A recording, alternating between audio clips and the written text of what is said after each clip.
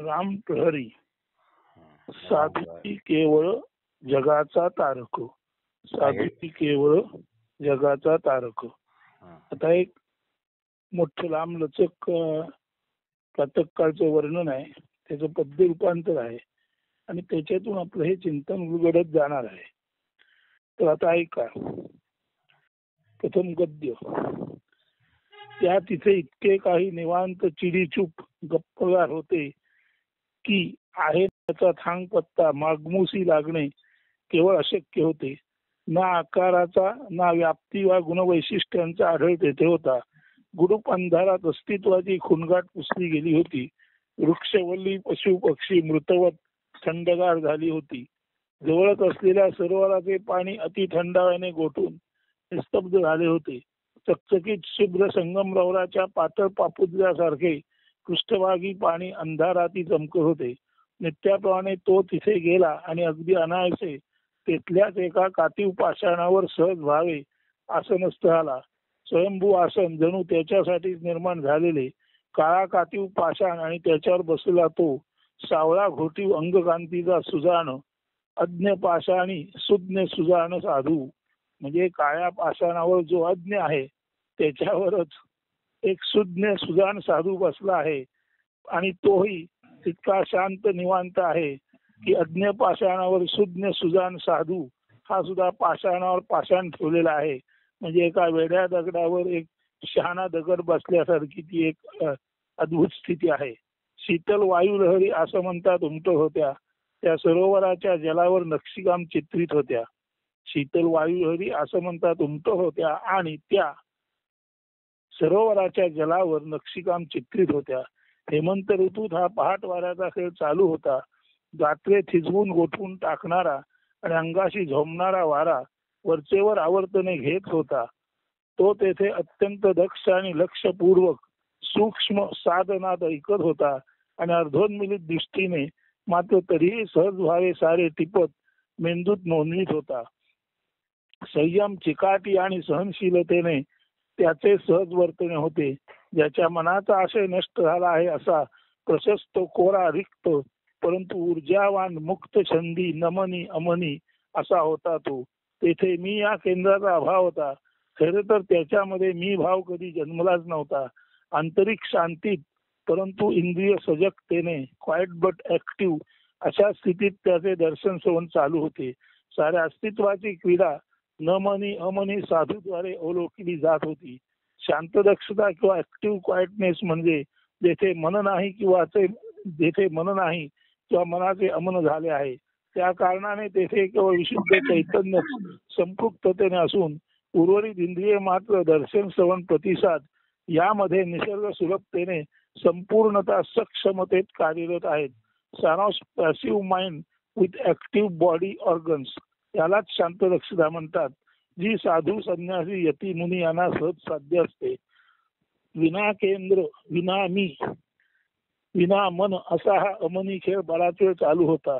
मात्र साधू कालातीत असल्याने तो ना कालाधीन असतो ना अन्य कुणाला वश, कुणाचे मागोमाग जाणारा दासानुदास अनुयायित्व पत्करणारा असतो.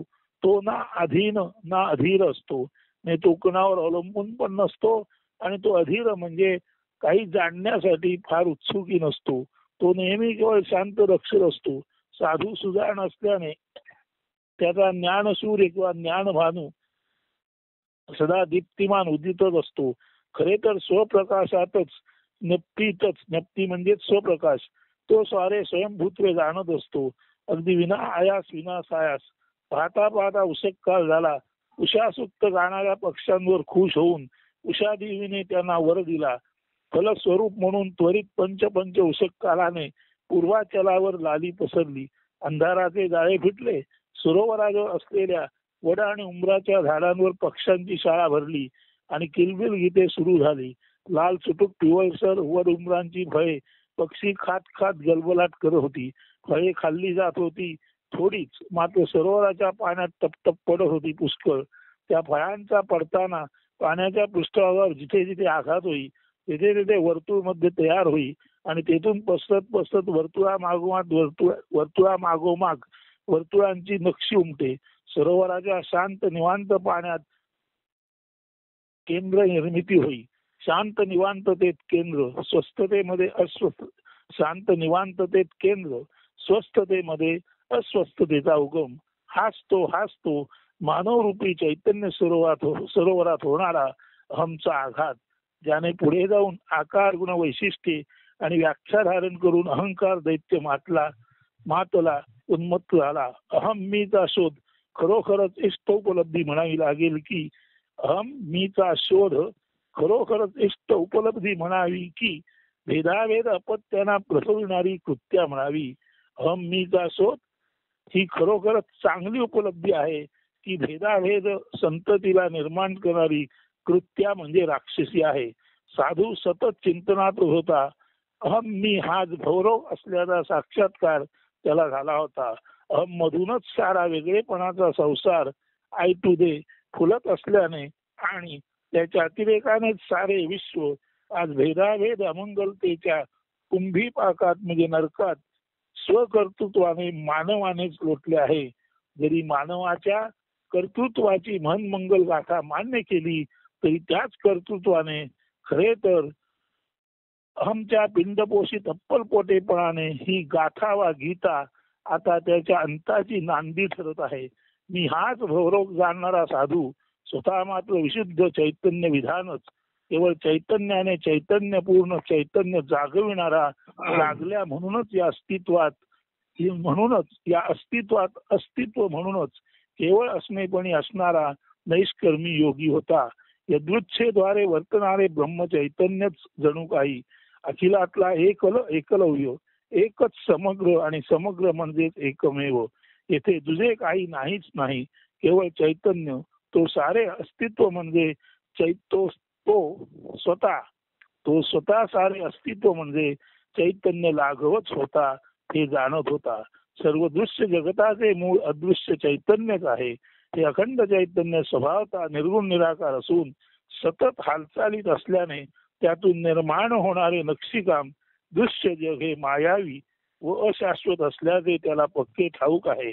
सर्व इंद्रियांच्या हालचाली स्पर्श गंध रुची दर्शन श्रवण आदी ज्ञानेंद्रियांचे ज्ञान, कर्मेंद्रियांची कर्मे, पंचप्राण मनचतुष्टय 36 तत्वांचा संघात रूपी मानवी देह संवेद्यता, तशीच स्वपरवेद्यता स्वतःला जाणणं आणि स्व आणि पर यातील सुद्धा भेदाभेदाची जाण सर्व काही निर्गुण निराकार चैतन्यातून दृश्य रूपे आलेल्या सगुण साकाराची खेळी आहे. माया लाघव आहे त्याची साधूला पक्की खात्री आहे. त्यामुळेच शेवाळ टाकून पाणी पाहावे, त्यामुळेच शेवाळ टाकून किंवा शेवाळ वगळून पाणी पाहावे. तसे दृश्य टाकून अदृश्य चैतन्यात साधू समुद्रात गलबताने नांगर टाकून स्थिर राहावे. तसा भवसागरात स्थिर आहे. अहम्मीचा रोग स्वप्रज्ञेने जाणून आणि टाकून तो सर्वथा निरामय प्रमाद रहित चैतन्य देवच आहे. त्याच्यासाठी सारे विश्व साधू मित्र निर्वैर भावी आहे. हा दिव्यत्वधारक साधू जग उद्धारक आहे, तारक आहे. तो तुम्हा मला विराट ब्रह्मचैतन्याचा ध्यास घ्या, मी अहम टाका आणि जीवन मुक्त व्हा असे आर्जवून सांगत आहे. साधूने जनमानस परिवर्तनासाठी स्वस्थान सोडले आहे, मात्र तो रमता जोगी बहता पाणी असा आहे. तर अशा असलेल्या त्याच्या सान्निध्यात प्राध्यापक येतात आणि विचारतात, मला कृपा करून सांगा जगाचा तारक नेमका कोण असतो? तर साधू म्हणतो, जगाचा तारक केवळ साधू आणि साधूच असतो. आता हे जे आपण गद्य वाचलं त्याचंच पद्य रूपांतर साधू सांगतोय आणि ते पद्य आता ऐका. गद्यात अर्थ या आधीच सांगून झालेला आहे. तर आता साधू सांगतो जगाचा तारक साधूच असतो. प्राध्यापक हो ऐका कसे ते. आता सुरू करूया. सारे निवांत चिडीचूप राही, असणे नसणे तेथ अंग थांग नाही. गुडूपंधारी सारे मावळले, वृक्षवल्ली पशु पक्षी गारशान झाले. जल सरोवरी जल निस्तब्ध निवांतले, पृष्ठभागी जल संगमरवरी जाहले. नित्य परिपाठे त्याचे तेथ जाणे घडले. नेहमीच्या परिपाठाप्रमाणे साधू तिथे गेला आणि अर्थात थोड्या वेळाने प्राध्यापक पण तिथे गेला.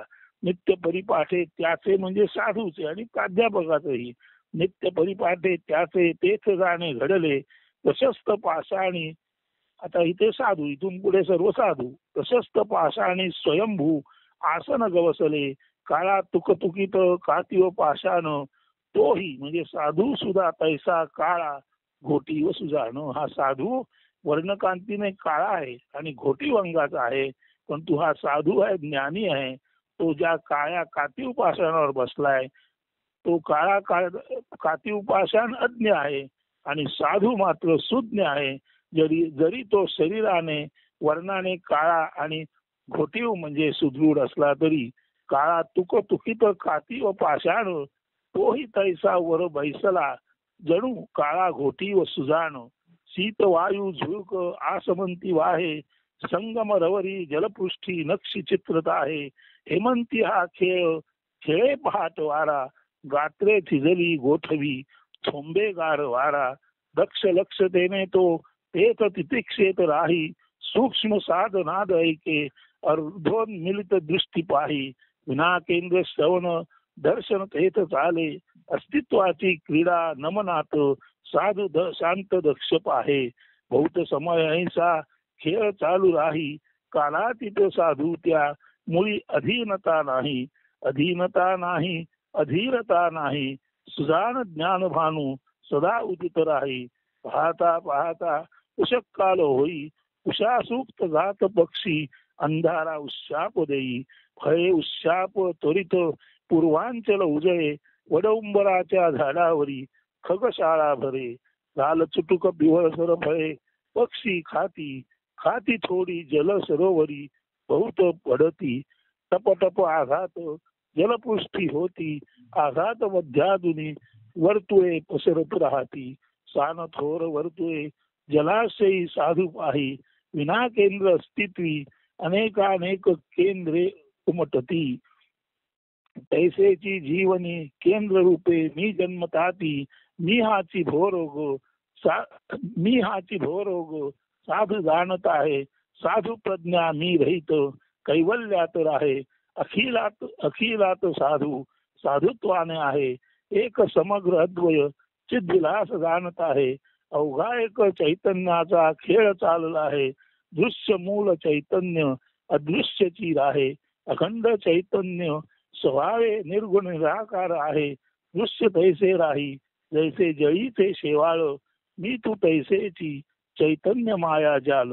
टाकुनी शेवाळ पाहे अंतरी निर्मळ जळ अलक्षी चित्राकार साधू पाही चैतन्य केवळ.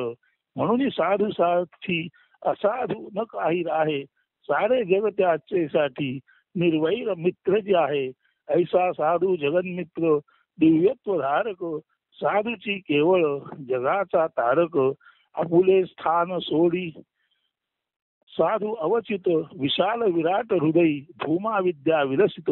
यो वै धूमा तत्सुखम नाल्पे सुखमस्ती ऐसे उपदेशी साधू सदा भोगे सुख मौज मस्ती. तुरा असा रमता जोगी बहता पाणी साधू आपले आसन सोडून केवळ आणि केवळ विराटतेच सुख आहे अल्पतेच सुख नाही हे सांगण्यासाठी जगभर फिरतो.